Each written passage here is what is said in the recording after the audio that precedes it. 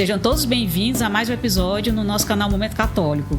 Hoje nós vamos trazer uma paroquiana lá da Paróquia Jesus Maria e José, do bairro Vila União, Fortaleza, Ceará, e que fez um trabalho belíssimo de mestrado na área da psicopedagogia. Hoje nós vamos receber a Ceissa Alexandre. Tudo bem, Ceissa? Como vai? Olá, boa noite. Ceissa, aqui no Momento Católico, geralmente eu trago assim catequistas, às vezes padre, pessoa que vai ser freira, e você faz parte de pastoral, né? Isso. Eu sou da pastoral do batismo, lá da Paróquia Jesus Maria e José, e sou também da pastoral do Crisma, né? Há uns 5 anos eu sou da pastoral do batismo, que iniciou com um pedido numa missa do Aleluia, quando a Liduína fez uma convocação pedindo mais pessoas para trabalhar na pastoral do batismo. E eu me senti muito mexida e desde então resolvi dar um sim. Estou lá na pastoral do batismo, acho que tem uns 6 anos, né? Do mesmo jeito na pastoral do Crisma, porque tanto eu gosto de trabalhar com crianças, como eu gosto de trabalhar também com adultos. Eu sou filha da Tereza Alexandre, sou filha de uma pessoa muito conhecida no bairro, porque ele trabalhava com esporte lá do Clube Vila União, que era o Pacuti, né? Então, quando falo de Pacuti, muita gente sabe quem era meu pai. E para mim é uma honra muito grande. Eu nasci num berço católico, nasci numa família católica, de avós paternos, maternos, na verdade, muito fervorosos, que nos ensinaram desde criança o que é o amor a Deus e a Nossa Senhora, né? Então, assim, a minha mãe tem 6 irmãos e nós, primos, fomos criados muito juntos com os nossos avós. Então, a gente é filho de avô e avó, né? Então, a gente até dizia, olha, nós vamos lá para a casa da minha avó, e nessa história de ir para a casa da minha avó, a gente ficou no quintal da casa da minha avó, como até hoje a gente mora. São 5 famílias morando dentro de um terreno.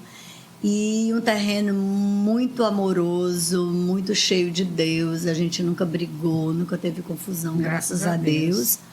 Porque a gente aprendeu um respeito, primeiramente a Deus e as coisas de Deus desde criança, todos nós, né?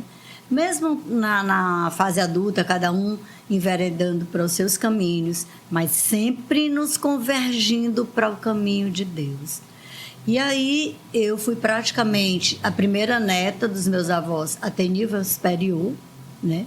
A primeira pessoa que teve nível superior na nossa família é minha prima Sueli, que hoje ela mora em Belo Horizonte. Ela é formada em Direito. E em seguida fui eu, né? Assim, mais próximo dos meus avós. Então, foi um feito fenomenal você ter uma neta se formando dentro de um bairro tão simples e uma estrutura familiar tão simples, né? Então, eu sou formada em letras, minha primeira graduação é letras, português e espanhol. Eu me formei em 1990. Sou professora de língua portuguesa há 40 anos, que eu tenho 40 anos de magistério, gente, porque eu comecei muito nova, né?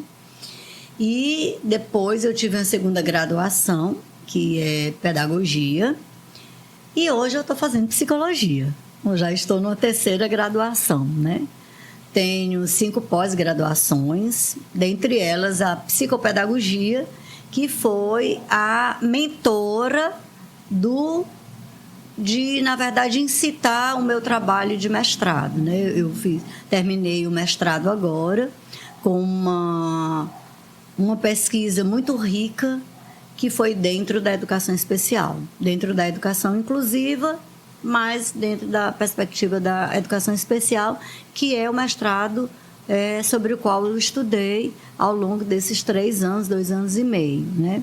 Meu mestrado não foi aqui no Brasil, eu fiz em Portugal, na Universidade Católica Portuguesa, que é uma universidade que quem toma conta deles são os jesuítas.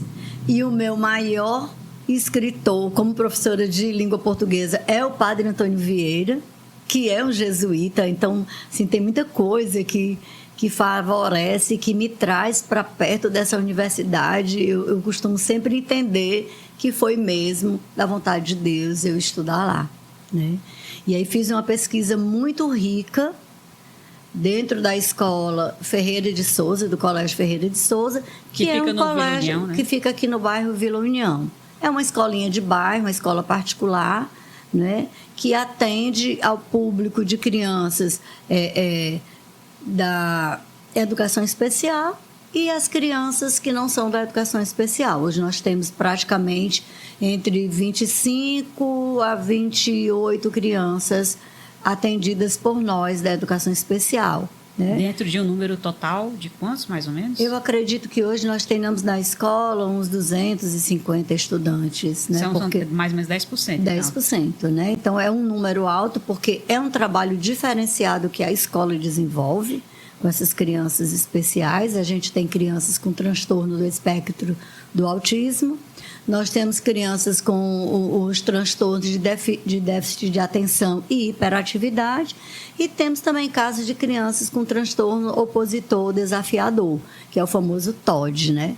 Que é o que a minha mãe dizia, na minha época, essa menina não tem lei ou esse menino não tem lei, né? Mas naquela época eu acredito que já era um transtorno e a gente não sabia era cognominar, né? Dar um nome para isso.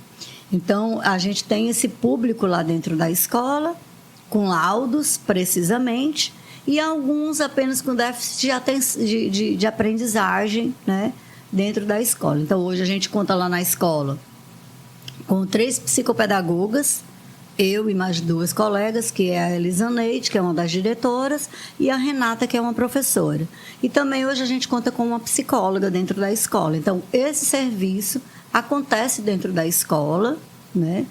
O pai ou a mãe não precisam pagar por esse serviço, é um serviço que acontece dentro do horário de estudo das crianças ou dos adolescentes. Então, em virtude de já fazer esses atendimentos lá na escola, já conhecer esse público, já conhecer curricularmente a escola, eu resolvi fazer o trabalho lá, fazer minha pesquisa lá, né?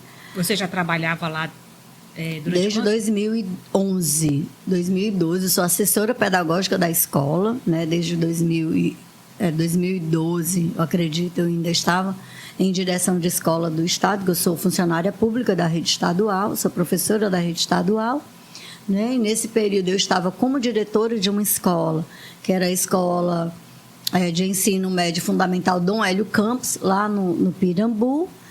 E deparei com essas meninas uma vez na igreja que me pararam e disseram assim, olha, nós estamos precisando da sua ajuda na escola. E eu não estava entendendo nada, né?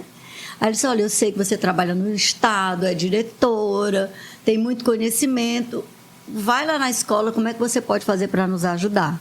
E aí, quando eu cheguei à escola, a escola totalmente desestruturada em nível curricularmente falando, digamos assim. E aí eu fui, juntamente com as meninas que abriram as portas da escola e confiaram no meu trabalho.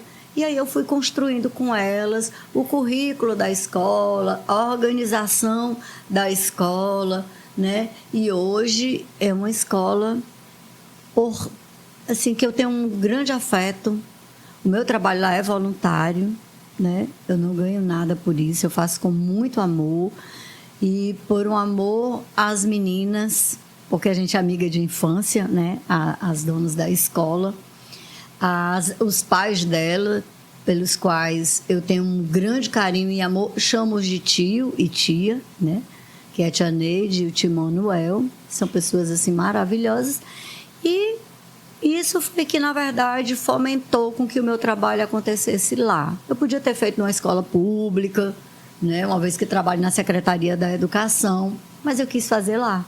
O trabalho, né, de mestrado, né? Quis fazer o meu trabalho de mestrado lá com eles, porque eu já estava lá, já conhecia a escola, já tinha liberdade para fazer esse trabalho, então eu resolvi fazer lá, né? E o seu trabalho de mestrado é sobre o quê, Ceissa? Bom, eu faço um trabalho que tem o título assim, vou explicar para você o que é, né? O título do trabalho é Os Círculos de Construção de Paz e as competências socioemocionais como estratégias de acolhimento às famílias das crianças com deficiência lá da Escola Ferreira de Souza.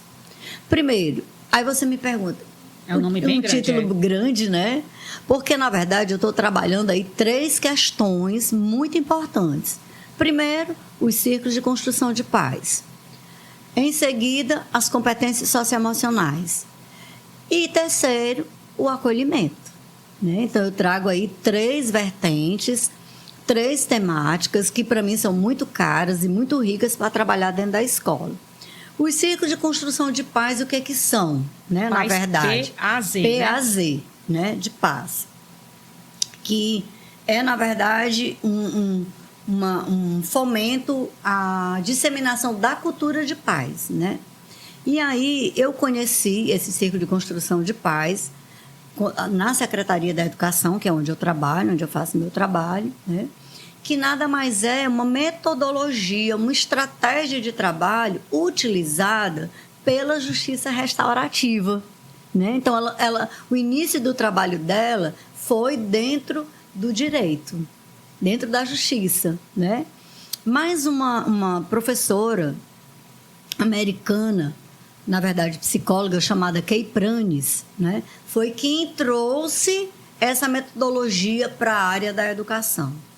Porque ela conheceu os círculos, né? Quando foram idealizados os círculos, eles tomaram como parâmetro os índios, né? A maneira que os índios tinham, os ancestrais têm, na verdade, de acolher as pessoas, de resolver os seus conflitos, né? Então, que maneira é essa? Acolhendo e dialogando. Né? Então, é um falar com o coração e um ouvir com o coração. Então, os círculos, ele vem desse movimento de conhecimento ancestral. Né? Então, ele tem 5 estratégias de trabalho, que eu costumo colocar as mãozinhas, a gente coloca as mãozinhas para a gente entender. Para os pais, né? É voltado para os pais. O meu público foram os pais, não foram as crianças, né?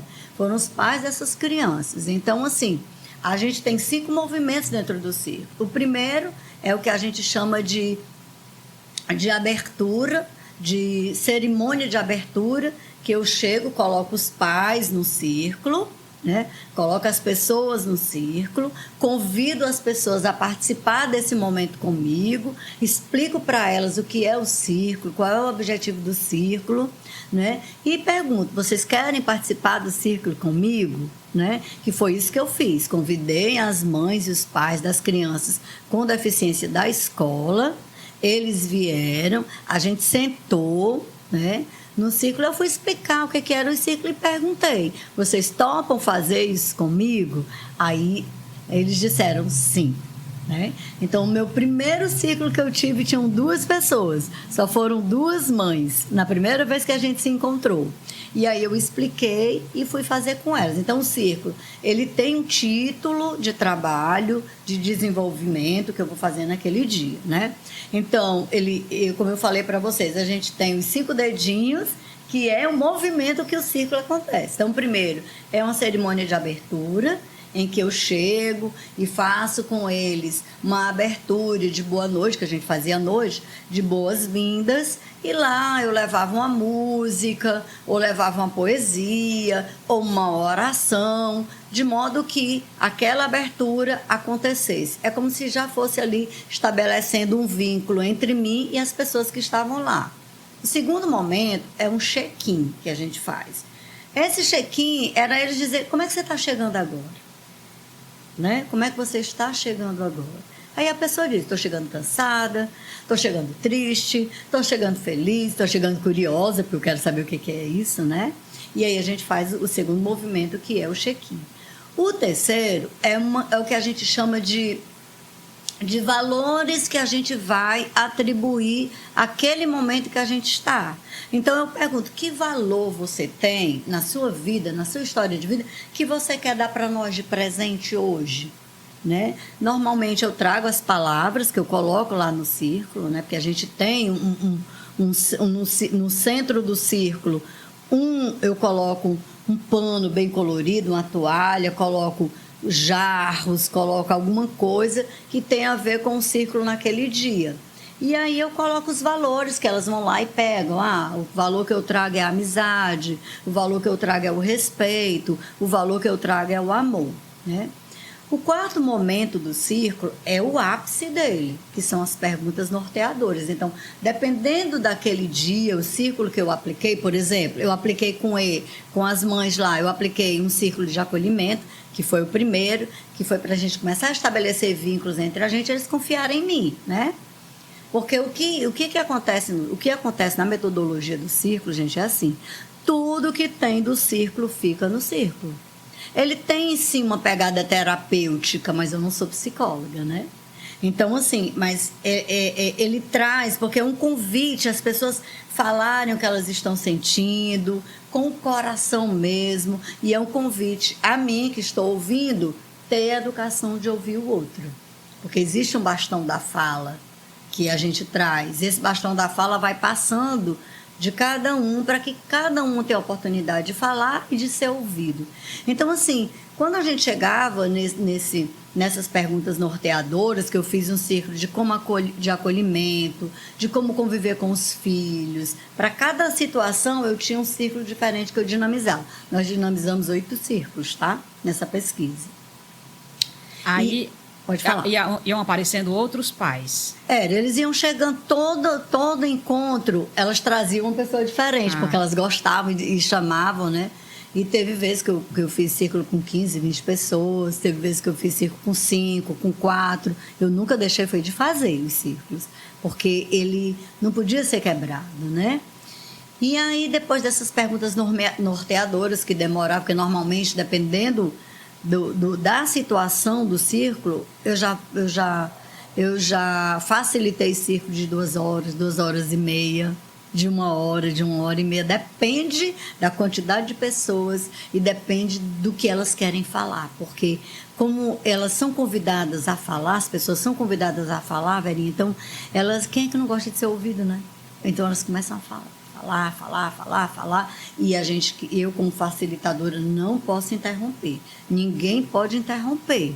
É só ouvir. Por isso que a gente diz que o círculo é falar com o coração e ouvir com o coração. E aí, quando termina, a gente vai para o check-out, porque ele diz como é que ele chegou. Agora, depois que tudo isso aconteceu, ela vai dizer como é que ela está saindo, né?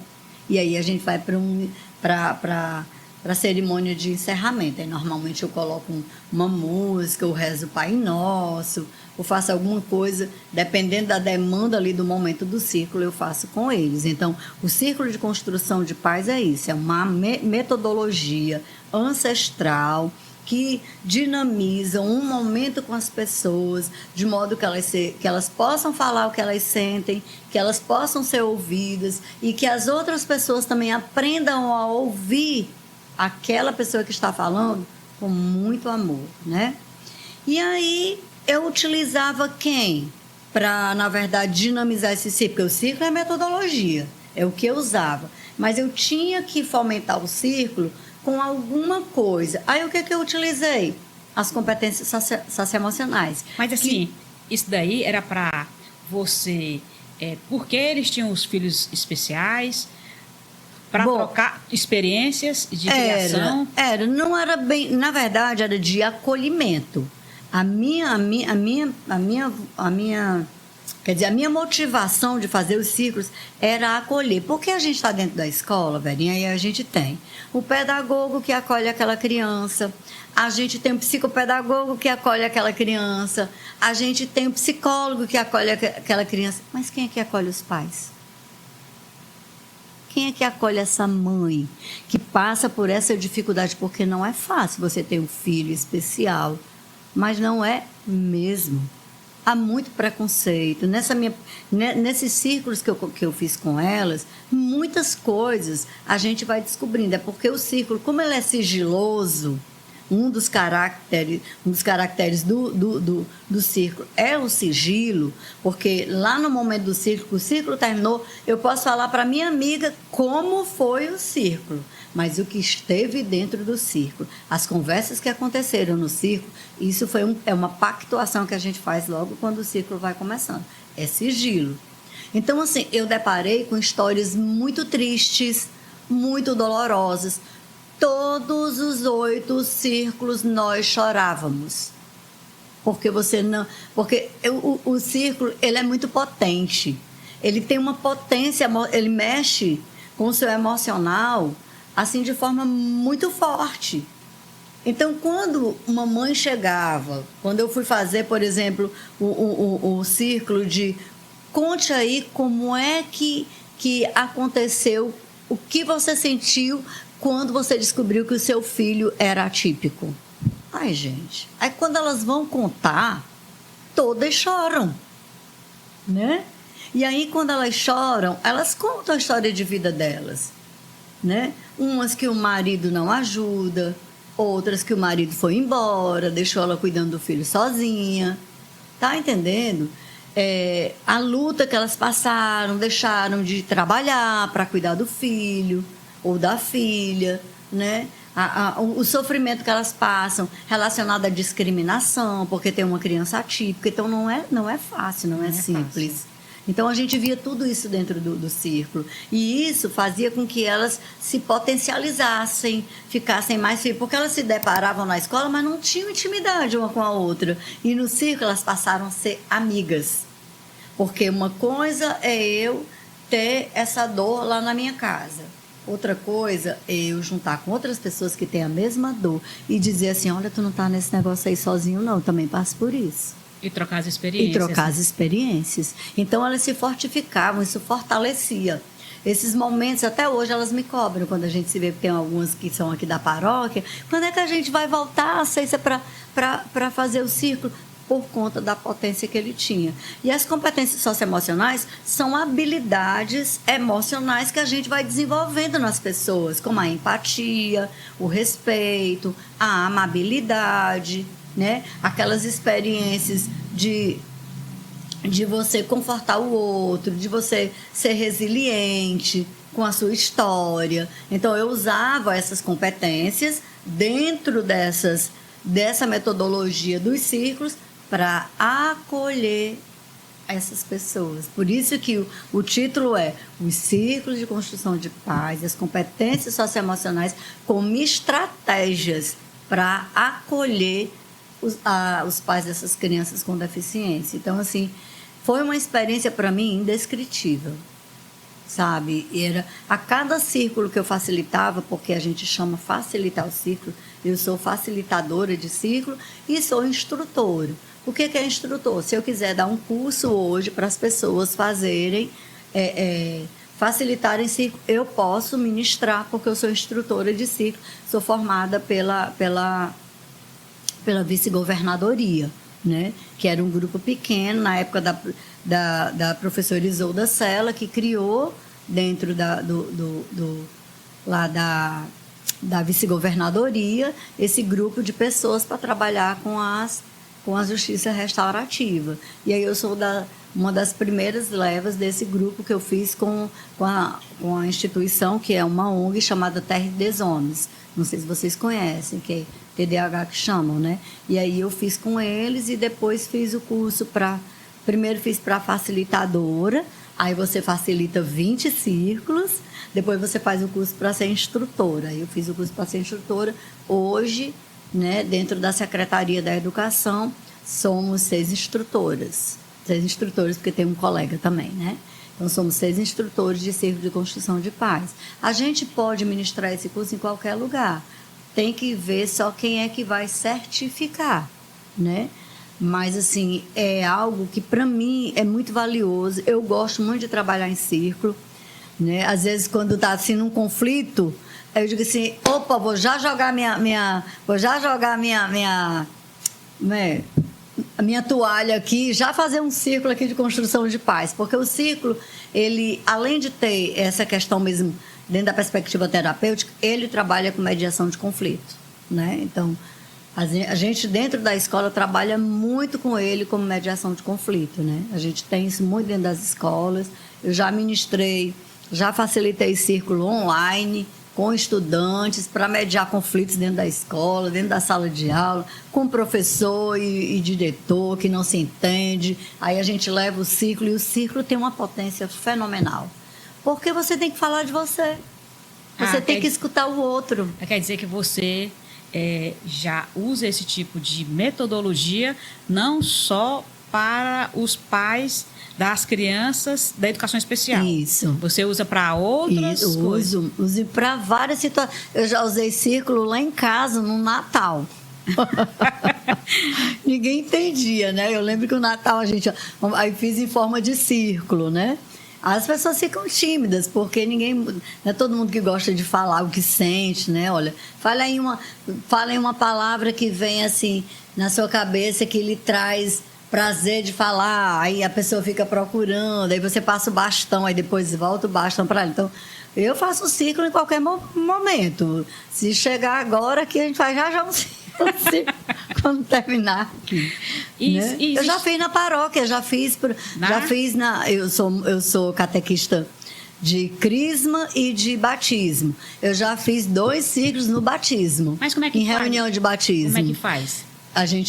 Eles chegam, eu coloco o centro do ciclo, que eu trago uma toalha colorida que eu comprei, essa toalha, ela é toda colorida, eu coloco no chão. E aí, como eu estava fazendo para o batismo, eu tenho que colocar dentro do ciclo objetos que sejam concernentes ao batismo. Aí eu trouxe a Bíblia, a vela, trouxe a imagem de Nossa Senhora, coloquei um jarro. Fica muito lindo, né? Lá o chão do círculo. Aí depois coloco as pessoas em círculo, explico para elas o que é o círculo, né? E falo para elas assim, ó, vocês topam participar comigo do círculo? É uma reunião diferente de batismo, não é aquela reunião tradicional. E aí eles participam. Eu faço todos aqueles passos que eu falei para você. Cerimônia de abertura, check-in, rodada de valores, perguntas norteadoras, check-out, né? Faço com eles. Aí normalmente eu falo sobre o batismo. Fale para mim aí o que é que você sente. O que foi que trouxe você a batizar seu filho? Aí cada um vai falar, né? O que é o batismo para você? Então, eu estou dando o curso do batismo sem precisar estar lá na frente e ministrando uma palestra. Mas a gente está juntos, co-criando o momento do batismo. Então, a gente faz círculo em qualquer situação. E aí eu resolvi fazer círculo para acolher a esses pais dessas crianças com deficiência, porque eu achei muito chato chamar para ficar fazendo reunião. Aí explicava uma coisa, todo dia explicando algo diferente, né? Então, eu resolvi fazer usando a metodologia dos ciclos e foi muito bem-vinda. Elas gostaram demais, porque o pai só foi uma vez, e de lá para cá, nas outras sessões, só as mães participavam. Impressionante, que é sempre a mulher que está à frente, né, da educação dos filhos. É impressionante. Então, e aí eu fiquei mais tempo com elas, entendeu? Foram momentos muito ricos. Eu tenho os depoimentos no trabalho que eu coloquei, porque eu gravava e copiava os depoimentos. Criei um grupo só entre a gente, eu e elas. Então, aí eu perguntava no grupo, como é que você se sentiu hoje que foi o encontro, né? Aí eles colocavam.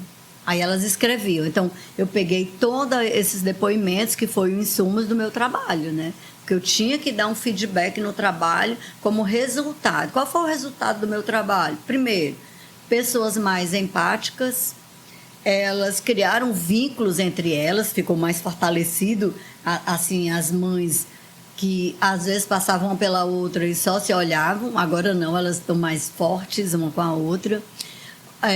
Um outro resultado também bem interessante foi fortalecer emocionalmente essas mães para lidar com essas questões dos seus filhos atípicos, foi o fortalecimento dessas emoções, né? O outro também foi o protagonismo, que elas não tinham e que passaram a ter após a facilitação desses círculos. Então, assim, muitos resultados interessantes a gente obteve no decorrer desse processo de facilitação dessa metodologia, né? Isso é isso, todo colégio é obrigado a ter educação especial? Bom, a lei diz que sim, né? Então, a gente tem uma lei que ampara as crianças, que é a lei da inclusão, né? Eu tenho até ela aqui no meu trabalho. E ela diz que é obrigação, sim. A escola ela tem a obrigação de atender essas crianças, de receber. O que é que eu vejo, Vera, hoje? A escola ela não está preparada para isso. Ela não está. Fala-se muito de inclusão. Faz-se a inclusão, mas não vive a inclusão. As escolas não sabem o que... Porque precisa da elas técnica, não sabem. né? Precisa, né? Você precisa ter um professor, né? Um educador que, na verdade, saiba lidar com aquele diferente na sala de aula. Porque diferentes todos nós somos, especiais todos nós somos. Eu tenho uma habilidade, você tem outra. Por exemplo, eu sei dar aula de língua portuguesa. Se você me colocar para ficar aí na frente, fazendo o que o Pedro, por exemplo, está fazendo, eu não sei, porque a minha habilidade é outra. Então, todos nós temos nossas habilidades. Essas crianças especiais, elas têm transtornos, elas não são doentes, elas não têm patologias, né? Então, essas 3 categorias com as quais a gente trabalha, eu digo sempre para os professores, ó, esses meninos não são o TDAH, eles não são os autistas, eles têm transtornos que os fazem diferentes, mas eles aprendem. Eles aprendem. Eles também têm direito a uma educação. Tudo que você ensina, eles aprendem sim, do jeito deles, ao modo deles. Por isso que a escola ela tem que estar preparada dentro do currículo. Por exemplo, eu sou professora de língua portuguesa. Eu já dei aula numa sala que eu tinha 2 autistas.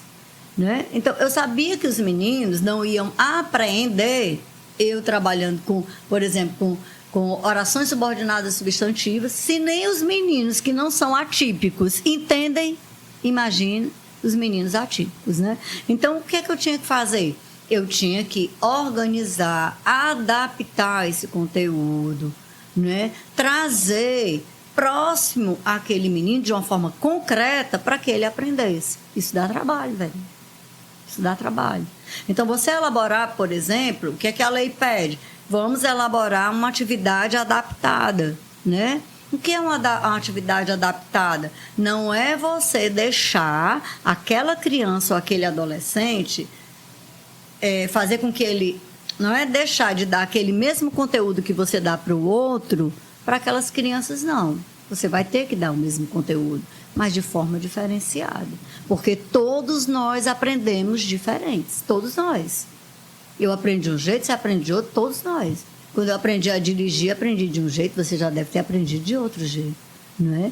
Então, assim, as receitas são iguais, mas o modo de fazer são diferentes. E é isso que a escola precisa compreender. Né? Que esses alunos, eu já vi casos de escola particular não aceitar as crianças, né? Não aceitar esses meninos, né? E aí você vai obrigar, né? A lei, se for para o Ministério Público, a escola tem que acolher. Mas aí eu digo assim, tá, mãe, ó, a escola, ela já disse que não quer. Você vai para o Ministério Público, esse menino vai para a escola. Será se ele vai ser acolhido do jeito que ele deveria ser acolhido depois de um transtorno desse? Não é melhor a gente ver um outro local em que você e o seu filho sejam acolhidos adequadamente, com amor, com tranquilidade, com mais respeito? Vamos em busca disso. Mas você fala isso porque as mães chegam até você com esse tipo de problema? Chegam sim. Chegam. Eu já tive casa aqui eu tenho uma aluna, foi minha aluna no Colégio Aurélio Câmara, que é uma escola pública aqui do bairro, e ela tem um filho com autismo, né? E aí ela foi matricular numa determinada escola, ela teve que ir para o Ministério Público, porque a escola disse que recebia a criança, mas quando ele chegou lá, ele tinha um nível, né? Ele estava no nível de autismo bem elevado. Então, esses meninos, porque tem os níveis, né? E aí ele tinha um nível 3, que é o nível mais elevado, que precisa de um cuidado maior, porque ele pode agredir, ele pode se ferir, ele pode ferir o outro. Aí precisa de um amparo, de um terapeuta, de um de um... Como é que eu chamo, meu Deus? Aquele que dá o laudo, que dá um medicamento, que é do... Não é o psicólogo, é o... Psiquiatra? Psiquiatra, desculpa.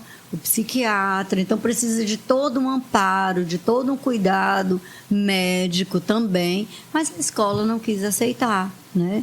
E aí ela foi para o Ministério Público, criou aquele dissabor da escola com ela, para acolher o filho, e eu fiz essa indagação com ela, trouxe para reflexão.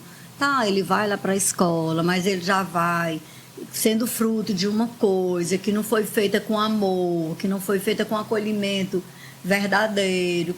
Será que isso não vai, de repente, trazer algum infortúnio para você na sua relação com a escola, com a criança? Vamos ver outro lado. Então, a gente tenta levar por essa questão da mediação, né? Porque tem outras escolas que vão acolher, né? Aquele mesmo que aluno com problema de autismo nível 3. Tem que acolher. A criança não pode ficar sem estudar. O adolescente não pode ficar sem estudar. O que a escola precisa saber? É que ele tem um laudo e que ele tem os acompanhamentos. Ele está sendo acompanhado por psiquiatra, por psicólogo, por um terapeuta ocupacional ou por um fonoaudiólogo. Então, ele tem que ter toda aquela equipe multidisciplinar com ele. Então, quando a escola sabe que tem isso, né, por exemplo, aqui no Ferreira de Souza, a gente tem crianças que têm atendimentos em outras instituições, né? Então, para a gente é mais confortável, o professor já fica... já tem um cuidado e um respaldo que ela pode contar, porque é muito importante que a escola entre em contato com esses profissionais, porque eles vão ser parceiros, né? Ali é uma parceria entre a escola, entre aquelas outras pessoas que atendem aquela criança ou aquele adolescente e a família. É isso que a gente precisa, sabe, velho? É trabalhar todo mundo junto. A gente não está medindo força para ver quem é que sabe mais, quem é que pode mais. Aí, o que a gente tem que pensar é naquele ser que está precisando do nosso trabalho, da nossa ajuda, da nossa compreensão, do nosso atendimento. Enquanto a escola não perceber isso, né, enquanto os nossos... Eu sou professora, então, enquanto os educadores não perceberem... que hoje eu vi uma coisa tão bonita, né? Que eu estava numa reunião de preparação da catequese, quando a irmã falava assim, ó, o servidor é aquele que serve e que ele não vai para frente para aparecer, não. Mas ele vai sabendo que tem alguém ali que está precisando do serviço dele. Esse é que é o servidor, né? E eu lembro que quando eu era diretora, eu dizia, olha, nós somos servidores e o servidor está para servir. Né? Não é porque a gente está aqui no Pirambu, com crianças carentes, que a gente não vai dar o melhor para eles, não. A gente vai dar o nosso melhor para as pessoas, porque elas merecem o nosso melhor. Então, assim, é isso que o educador precisa entender, né? Que aquelas pessoas que estão ali, eles estão precisando daquilo que a gente passou tanto tempo dentro da universidade aprendendo, né? Primeiramente, amar. Se você não fizer por amor... Não é pieguice, não. É você entender que o outro precisa, né, de mim. Também. Né? Eu tenho que fazer aquilo com amor, com carinho, com respeito, porque isso são condições sine qua non, né? Para eu lidar com o outro. Não precisa eu fazer um curso para aprender a trabalhar o socioemocional com ninguém. Não precisava fazer um curso de ciclo de construção de paz para aprender a acolher, a respeitar, a amar, a ouvir, né? A falar, a dizer coisas boas para as pessoas, não. Aí hoje a gente tem que fazer curso para aprender isso, para poder viver bem com as pessoas. Né? Vocês, então, quer dizer que se o paizinho, a mãezinha lá tiver um filho especial, né? Precisando de educação especial, não souber o que faz, né? Ele pode se dirigir a uma escola e a escola deve dar todo o apoio a ele. Se a escola não der o apoio, a escola também, se ela não tiver o know-how, a técnica, ela também pode buscar a Secretaria de Educação para obter também todo esse conhecimento, para no final não deixar a criança sem a educação, né? Sim, é porque é assim. Em né? todo o Brasil. Em todo o Brasil. Aqui no Ceará, por exemplo, a educação cearense, né? A gente tem em nossas escolas, tanto da rede pública estadual, que atende o ensino médio, quanto da rede pública municipal, que atende às creches até o Fundamental 11 anos finais, a gente tem uma sala de recurso multifuncional, com atendimento, né, educacional especializado. Então, essas escolas, elas possuem uma sala para atender esse público, as crianças autistas, agora, as crianças com TDAH, né? Então, elas fazem atendimento a esse público, não só da escola, como do entorno, é lei, isso é lei, tá? Não é só da escola que eles atendem, não. Por exemplo, aqui no Aurélio Câmara, a gente tem uma sala de recursos multifuncionais e temos uma profissional de AEE, que é o atendimento educacional especializado. Ela atende aos meninos da escola e atende crianças aqui do entorno do bairro, porque a lei diz isso, né?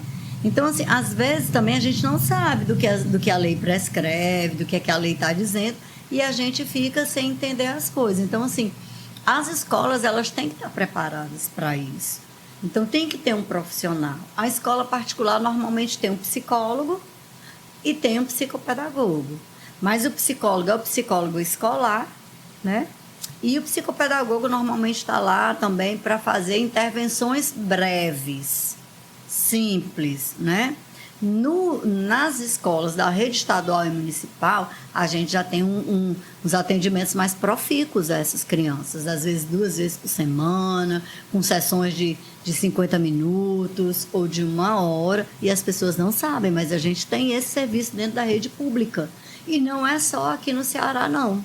Porque eu estive com as meninas de Manaus e o trabalho que é feito também em sala de recursos multifuncionais nas escolas de Manaus tem crescido avassaladoramente, né? Porque é lei, é uma lei federal, então a escola tem que cumprir com a lei, né? Isso para as escolas públicas, em nível de escola pública. A escola particular, ela já é mais maleável, tem escola que já faz esse trabalho de inclusão, e tem escola que ainda está se preparando para isso. Mas eu costumo dizer assim, bem mais longe nós já estivemos. Não está do jeito que a gente quer ou do jeito que deve ser, mas a gente já está caminhando bastante, sabe, Vera? Para que a gente possa ter, dentro da nossa sociedade, uma sociedade mais inclusiva, que vejam as crianças atípicas como crianças como outras quaisquer, que têm sentimentos. Com seu potencial. Com o potencial delas, do jeito delas. Essa semana eu vi um vídeo de uma criança com paralisia cerebral cantando aquela música, aonde irá eu irei. É uma música da igreja que eu acho que é do Folcolares, né? E o menino com paralisia cerebral cantando na igreja. Então, assim, os potenciais existem, a gente só precisa dar oportunidade para eles. Se todos nós somos diferentes de alguma maneira também, né? E muitos adultos aí cresceram até sem saber que tinha algum tipo de autismo, né? E com essa técnica se desenvolvendo, as pessoas realmente ficam mais confortáveis, né? Sabendo que o seu filho vai ter um futuro melhor, né? Sim. E sei se você gostaria de falar mais alguma coisa? Eu gostaria de dizer que a gente tem que olhar para as pessoas do jeito que elas são, né? Porque dentro da gente a gente tem amor para oferecer, a gente tem acolhida, a gente só precisa ser estimulado, né? Então, assim, a gente que trabalha com a educação especial, a cada dia a gente vem percebendo as Olimpíadas, as Paraolimpíadas estão chegando aí para dizer para a gente o potencial dessas pessoas, né? Então, a gente tem aí autistas que são protagonistas de muitas frentes de trabalho, de execução de atividades, que você diz, é um autista, né? Então, assim, a gente precisa se desvencilhar, sabe, desses preconceitos, dessas coisas que a gente tinha há muito tempo, e a gente olhar para as pessoas como um ser que é filho de Deus, que foi criado por Deus, que Deus ama, que Deus olha para ele e diz assim, você é importante para mim, eu amo você do jeito que você é. E por que a gente não é assim? Por Por que a gente não olha para essas pessoas assim? Se Deus olha para mim assim, Vera, por que eu não posso olhar para as pessoas dessa forma, né? Então, o que eu tenho para dizer hoje é que as pessoas, elas procurem respeitar o outro, amar as pessoas do jeito que elas são, sem fazer nenhuma inferência. Se não sabe nada daquela pessoa, não vá julgar, não vá falar mal, procure saber, porque todo mundo tem tanta coisa linda para oferecer. Às vezes a gente aqui não quer nem conhecer e nem se deixa conhecer também, né?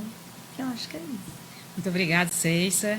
Eu espero que todos tenham gostado dessa noite aí com a Ceissa, que ela pode vir outras vezes, já que também ela participa das pastorais de batismo, né?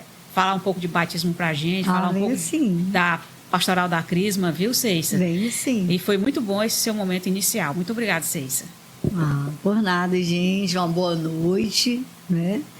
E que vocês realmente sejam muito felizes. Que Deus abençoe a vida de cada um de vocês grandemente. E que vocês sejam muito felizes dentro daquilo que Deus quer para a vida de vocês. Amém. Amém.